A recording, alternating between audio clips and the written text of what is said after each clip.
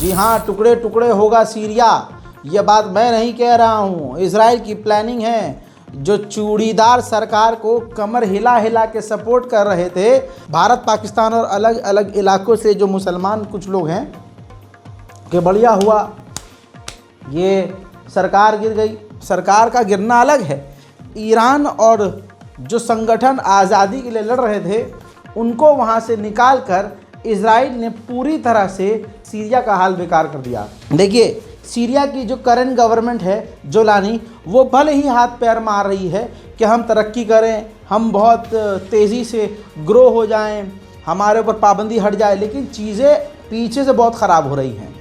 Israel कब्ज़ा कर रहा है, तुर्की कब्ज़ा कर रहा है, अमेरिका घुसा हुआ है, कुर्द को सपोर्ट इजराइल कर रहा है। अब कुर्द के समर्थन में टुकड़े टुकड़े सीरिया होने वाला है। कैसे? इजराइल, ये रिपोर्ट देख लीजिए, इजराइल सोच रहा है कि सीरिया के मुद्दे पर एक इंटरनेशनल मीटिंग रखी जाए, कॉन्फ्रेंस रखी जाए, अपने साथियों को बुलाया जाए, उनको एग्री किया जाए कि सीरिया के इलाके को बांट दिया जाए। नहीं समझे आप? समझने की कोशिश कीजिए भैया। जैसे कुर्द अपना एक मुल्क मांग रहे हैं, तो इजराइल एक तरह से कह रहा है कि हम कुर्द को उनका इलाका काट के दे दें। अमेरिका जहाँ जहाँ होगा वो एरिया अमेरिका के लिए फ़िक्स कर दें। हम जहाँ तक घुस गए हैं हम वहाँ चेक पॉइंट बनाकर हमेशा तक रहें। जिन इलाकों में तुर्की है वो तुर्की अपनी बाउंड्री बना ले, तुर्की अपने, यानी सीरिया की ज़मीन न हो गई, तवर्रुक हो गया भाई, प्रसाद हो गया, बट रहा है। ये कर रहा है इजराइल, टुकड़े टुकड़े होगा सीरिया। और चूड़ीदार सरकार, जोलानी सरकार इजराइल को एक लफ्ज़ तक नहीं कह रही है। उधर इजराइल जो शुरुआत में इस चूड़ीदार सरकार को सपोर्ट कर रहा था, अब जब उसने देखा कि इसको हमने जीतने दिया और अब इसके हाथ से हमें सीरिया पूरा लेना है, क्योंकि सीरिया के अंदर तक घुस चुका है इजराइल, तो अब कुर्द के समर्थन में सीरिया की गवर्नमेंट और तुर्की के खिलाफ बोलता हुआ इजराइल का विदेश मंत्री, फॉरेन मिनिस्ट्री कह रही है कि हम अपने लोगों से और अपने साथियों से ये रिक्वेस्ट करेंगे और वार्निंग देंगे कि ये जो सरकार बनी है जोलानी की, सीरिया की नई सरकार, इस पर भरोसा ना करें। इन्होंने सिर्फ अपनी दाढ़ी काट ली है, सूट बूट टाई पहन ली है, लेकिन हैं ये वही। And we are calling the international community to raise its voice. And in meetings, when they are meeting in Damascus, that should be the number one demand put to the new regime: stop the killing of the minorities. With regard to the Kurds, I want to draw your attention to the fact that Turkey holds 15% of North Syria. They has their own militias called SNA, and they are not just controlling the area, they are attacking the Kurds' autonomy, killing, using not only the militia, the SNA, but also airstrikes. सुना, उधर America अपनी जिद पर है कि हम Syria से बाहर नहीं निकलेंगे। बहाना यह है कि हम ISIS से लड़ेंगे और हमें उनको काउंटर करना है।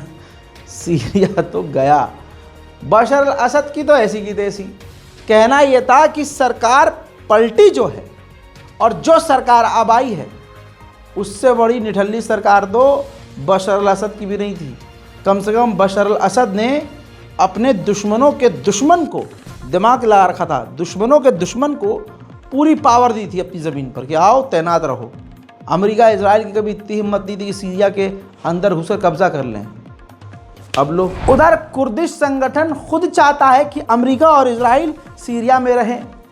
मैंने अभी 10 दिन पहले कह दिया था कि सीरिया में जो सरकार आई है इससे शांति नहीं बल्कि ये मैदान जंग बन जाएगा और बड़ा। अब देख लिया आपने, अब कुर्द के कमांडर कह रहे हैं अमेरिका से कि आप सीरिया से मत निकलिएगा वरना यहाँ पर आतंकवादी ISIS एक्टिव हो जाएंगे, हालात ख़राब होंगे और आपके लिए भी ख़तरा होगा। खेल देखिए आप। अब रशिया भड़क गया है। देखिए, रशिया बेचारा चुपचाप सीरिया से निकल गया, कुछ नहीं कहा, समुद्र भी छोड़ दिया। अब जब पलट के देख रहा है कि इजराइल क्या कर रहा है तो अब रशिया भड़क गया। रशिया ने इजराइल को वार्न किया है कि आप जो इंटरनेशनल लॉ का उल्लंघन कर रहे हो, कानून तोड़ते हुए आप दूसरे देश में घुसे हुए हो और कब्जा कर रहे हो, ये सही नहीं है। उधर इजराइल की सेना अंदर घुस चुकी है, ये देखिए, और रेड करने के बाद उसने बशर अल असद और लड़ाकुओं के हथियारों को जब्त किया है। ईमानदारी से यह हथियार जोलानी सरकार को देना चाहिए, लेकिन इजराइल क्या करेगा? इन हथियारों को जब्त करके अपने लोगों को दे रहा है लड़ने और इस्तेमाल करने के लिए। और जोलानी जो आपकी सरकार, पसंदीदा सरकार है, वो सिर्फ चूड़ी पहन के छन छनन छन छन कर रही है। और उधर तुर्की भाई अपनी धुन में है। तुर्की ने कुर्दिश इलाकों में, सीरिया के कुर्द के इलाकों में हवाई हमले किए हैं।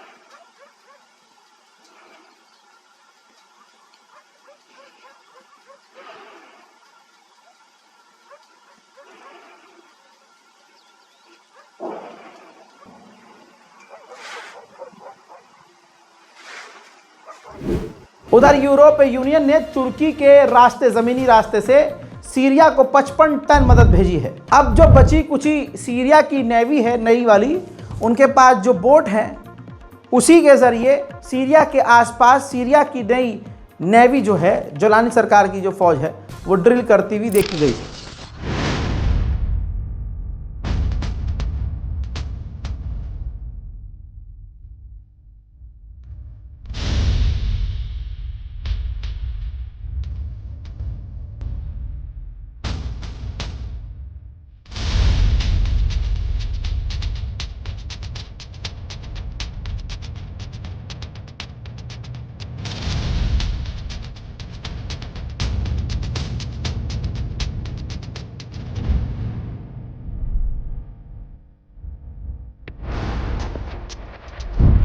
उधर मेरे दोस्तों, तुर्की को कुर्द ने बड़ा झटका दिया है।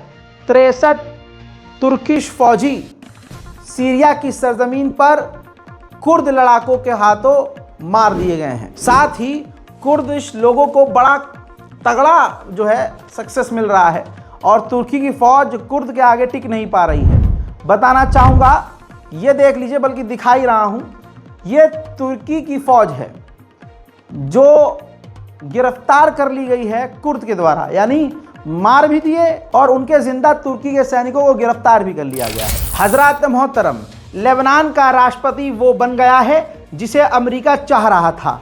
अमेरिका और इजराइल एक ही थाली के चट्टे बट्टे हैं।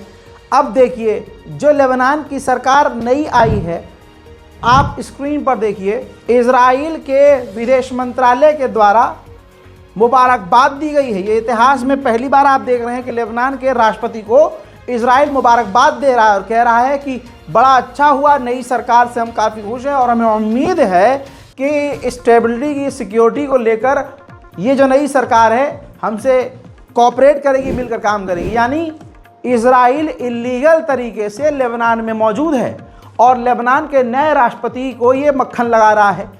इसका मतलब अंदर ही अंदर अमेरिका, इजराइल ने जानबूझकर इसे राष्ट्रपति बनवाया है, जो लेबनान का नया राष्ट्रपति है, ताकि वो लेबनान के अंदर अमेरिका और इजराइल को रहने दे और जो करना है करने दे। उधर इमैनुअल मैक्रोन जो फ्रांस के राष्ट्रपति हैं, उन्होंने लेबनान के राष्ट्रपति से फ़ोन पर बात करते हुए, जो नए राष्ट्रपति हैं, जो वहाँ के कमांडर, जनरल कमांडर हुआ करते थे, उनसे फ़ोन पर बात करते हुए मुबारकबाद दी और बहुत जल्द लेबनान पहुँच सकते हैं इमैनुअल मैक्रोन। दोगलापन यही तो दिखाना चाह रहा हूँ आपको इजराइल का, एक तरफ लेबनान के राष्ट्रपति को वो मुबारकबाद दे रहा है और दूसरी तरफ लेबनान पर हमला कर रहा है। इजराइल के एक ऑफिशियल ने, सैनिक ने बताया है कि नेतन्याहू नहीं चाहते और हमारे डिफेंस मिनिस्टर नहीं चाहते कि हम लेबनान से बाहर निकले, लेकिन बाइडेन सरकार कह रही है निकल जाओ।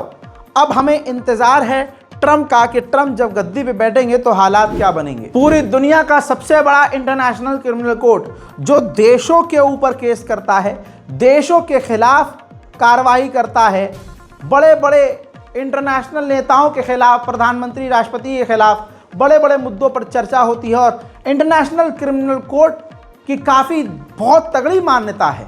अब सोचिए, जो न्यायपालिका दुनिया की सबसे बड़ी मानी जाती है उसी को घुटने पर लाने की तैयारी इजराइल कर चुका है और दुनिया चुपचाप देख रही है।